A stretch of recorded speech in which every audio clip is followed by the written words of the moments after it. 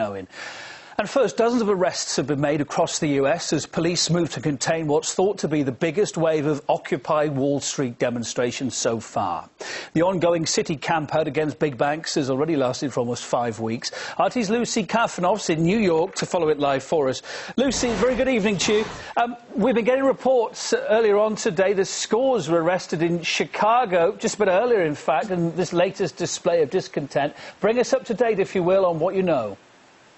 Hi there. Well, we know that about 175 Occupy Wall Street protesters were in fact arrested in Chicago. There was also scores of arrests in Arizona, in Denver, and of course New York. The Chicago situation was very similar to what we saw, what I'll describe in a moment of what happened to New York.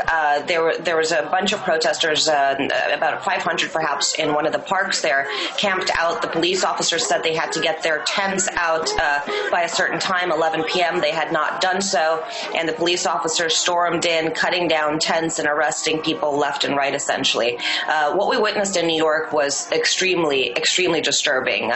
From the mass convergence, the rally in Times Square, where we were essentially corralled for hours, there was a total of about 90 protesters who were arrested by police officers yesterday evening, peaceful protesters. We saw police on horseback sort of plow into the crowd, scaring people, stomping on some protesters. There was several police officers on scooters that had run over protesters.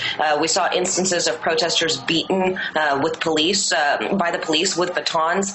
I personally witnessed at least 4 arrests in Times Square, a total of 7 arrests in Times Square. In fact, most of those peaceful protesters who were sitting down, who were taken by the police, slammed down face first onto the ground, cuffed and violently dragged away. We saw riot police, counterterrorism police officers, really disturbing stuff.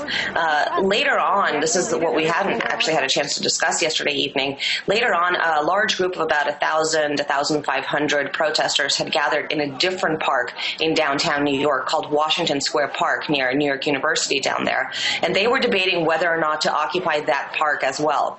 Now, the group made a general decision not to do so, but several individuals, about 24 or so, decided to stay back, to stay their ground, to try to occupy that space, because really the thousands of protesters who are turned out at Zuccotti Park, simply there's no room for them. There's no room for them to camp out anymore. And so what we saw was an unprecedented display of force by the New York City Police Department in Washington Square Park, just to drive those 24 or so protesters out. We saw the entire park surrounded by riot police. They rolled out several school buses, NYPD school buses, presumably to fill with people that they would arrest. They kicked all journalists out of the park. Pardon me, I was trying to film with several other journalists who were standing next to me. We were clearly marked as press. I had my credentials. I said that I was a press reporter. They had shown these strange tactical strobe lights, really powerful strobe lights, into our cameras and our eyes, so we were prevented from seeing and getting any clear images as they were making the arrests of the protesters there.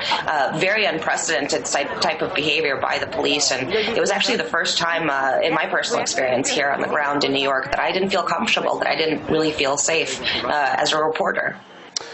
Lucy, it's really interesting to hear what you're telling us. RT's Lucy Kafanov in New York, thanks very much. Now, of course, these anti-greed protests have not just caused trouble.